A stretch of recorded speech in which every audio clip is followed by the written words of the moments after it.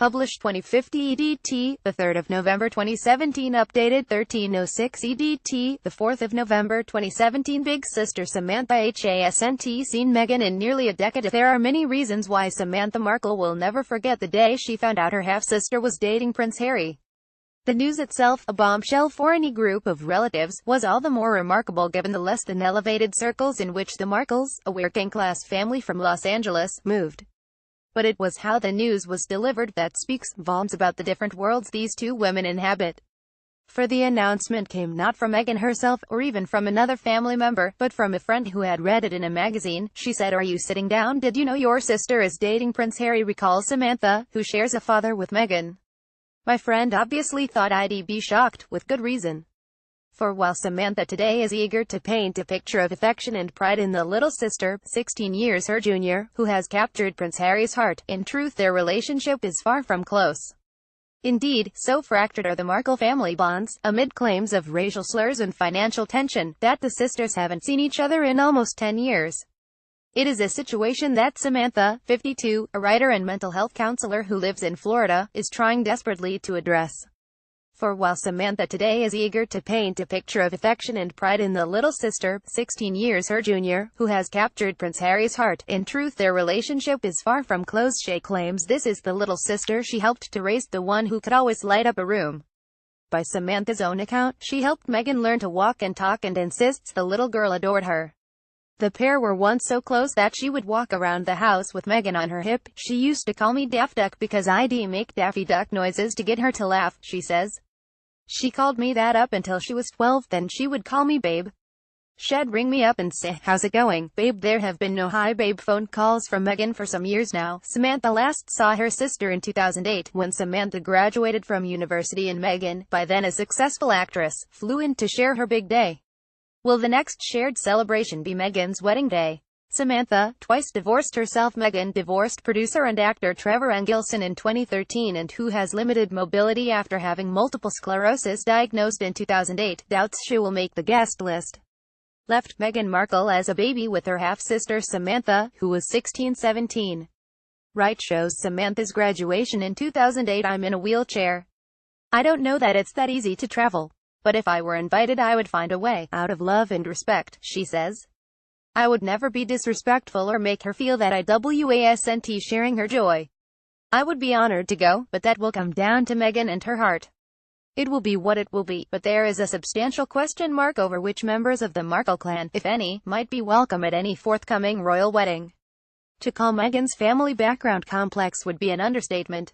And if the couple do tie the knot, the royal wedding organizers in charge of the seating plan will have their work cut out, given the history of fallouts, feuds and simmering hostilities among the would-be in-laws.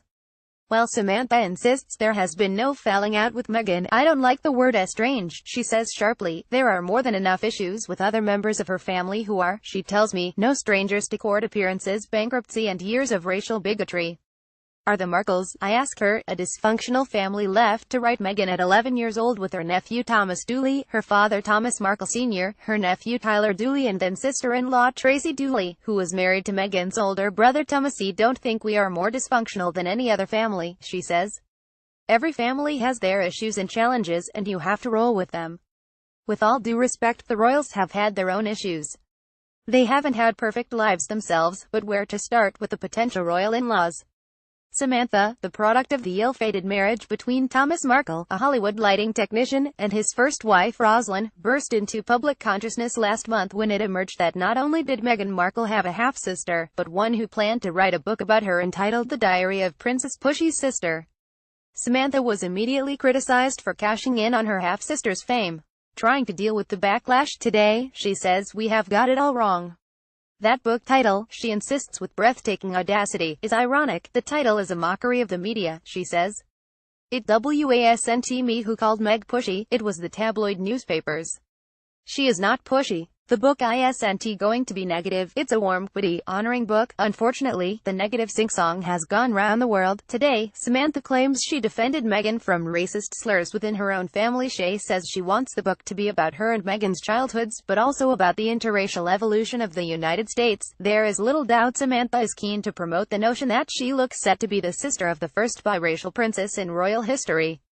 a worthy claim to fame, were it not for the allegations that members of Meghan's own family, including Samantha, subjected the young girl to appalling racial abuse.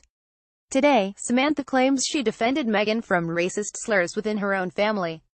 Older members of the Markle clan, she alleges, were opposed to the relationship between her father Thomas, who is white, and Meghan's mother, Doria Ragland, who is black.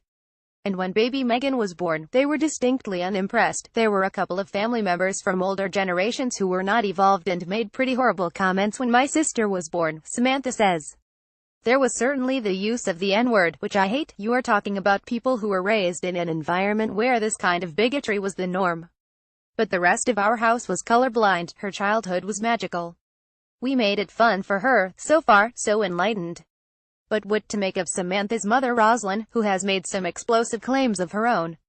Speaking to the Mail earlier this year, Roslyn alleged that far from being proud of her biracial family pictured as Roslyn Markle with Meghan's niece Noel Rasmussen. Speaking to the Mail earlier this year, Roslyn alleged that far from being proud of her biracial family, Samantha used to tell friends her stepmother was the maid because she is black. Roslyn, 71, who lives in Albuquerque, New Mexico, has since disowned Samantha, saying of her daughter she trashes Meghan, she trashes me, her dad, her brothers. She has just been trashing everybody in her life forever. Samantha's brother, called Thomas like his father, has also entered the fray, branding Samantha an attention seeker who should leave Meghan alone. Samantha denies all this. She is not a nice person, she says of her mother, who split from her father when Samantha was 12. I was so unhappy with her. She resented me because I looked like my dad. When her father met Meghan's mother Doria, now a yoga teacher but at the time a makeup artist at ABC television, Samantha says she was delighted. She was a really stylish woman, very intelligent and lovely. She made me feel included and I could talk to her about anything. The pair married in 1979 and the family settled in middle-class Woodland Hills, Santa Monica. She says she was happy to see her dad marry Doria. They made each other laugh. They were always going off on adventures. She recalls Meghan being a joyous and easy baby. She was always laughing. Babies' laughs are always magical, but she could light up a room. She was never really cranky or colicky. What about when she discovered Doria was pregnant? Though most teenage girls would find this tricky. She insists, not possibly a little too fervently. I remember seeing the ultrasound images when they came home from getting the scan. It was definitely fun. And when Meg arrived, she was incredibly beautiful, like a little rosebud, delicate and so pretty. So Samantha wasn't jealous, as Roslyn has claimed to hear this muck. No, I mean, I wasn't a child anymore, so they are wasn't that sibling rivalry thing. I was definitely the big sis, more of an aunt figure. Actually, she recalls Meghan being a joyous and easy baby. She was always laughing. Babies' laughs are always magical, but she could light up a room.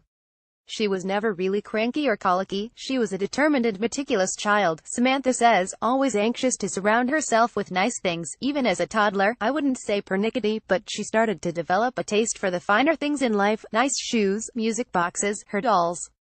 She loved dressing up her Barbie dolls. Samantha's public utterances on the subject of Meghan haven't exactly been supportive of Letitia. Was really neat too. Most kids just throw things on the floor, but she would organize her things meticulously. She liked pretty things on her body, too. She had a beautiful sense of style. There was one thing Meghan didn't like, though: her hair. It was thicker, more coarse than she liked. She used to tell me it bothered her. She wanted hair like the other girls. She struggled a lot with that. But Meghan never had to look like the other girls. She was always so pretty. I was looking forward to the day when she would get a sense of self and rise above all that. So, when will we get to read Samantha's warm and honoring account of growing up with Meghan? She is vague. I have to leave that to the publishers. Who are they? I can't talk about that. A pity, some might think, to be sworn to silence over such details, given what Samantha has felt able to talk about in recent weeks. For her public utterances on the subject of Meghan haven't exactly been supportive of late.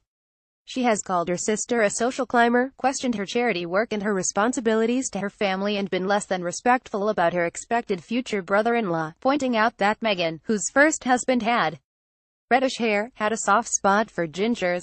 It was 2008 when Samantha had MS diagnosed. My world turned upside down, she says. This last reported remark is one she disputes. I never said that, she insists. I may have said that our father has auburn hair, so perhaps that is her type, but I was not disrespectful. It is impossible not to feel some desperate backpedaling is going on. I feel awful, she says. I'm sure I made some comments that could have been put in a different way. Those comments included some Samantha made about a lack of financial and emotional support from Meghan when her family were going through tough times. It was 2008 when Samantha, by then a mother of two and with a patchy career that had included acting, writing and a stint in the U.S. Air Force, had MS diagnosed. My world turned upside down, she says. Where was Meghan at this time? Although she had yet to land the role in the TV drama Suits that would make her famous, her acting career had taken off and she was dating film producer Trevor Engelson, whom she went on to marry in 2011. I was dealing with disability. She was traveling the world, Samantha says. I wasn't going to bring her down with my hardships. Unable to work, Samantha admits she suffered financially, as did their father Tom. Both were declared bankrupt and Samantha challenged Meghan on her lack of financial support. We did have a conversation once. I felt she should help my dad when he was having a hard time. But maybe he wouldn't have wanted her help. People have said you are being stupid. She could call you and be more supportive, but I can't demand or presume to know what she could squeeze in. But I was honest about my feelings. I felt that we had drifted apart. In retrospect, when I search my heart, maybe she just got very busy. These things happen in families. And when you are in a high-profile family, these situations are brought into big, dramatic focus, she sighs. I would have loved more of a sisterly relationship. Princess Pushy's sister sure has a funny way of showing it.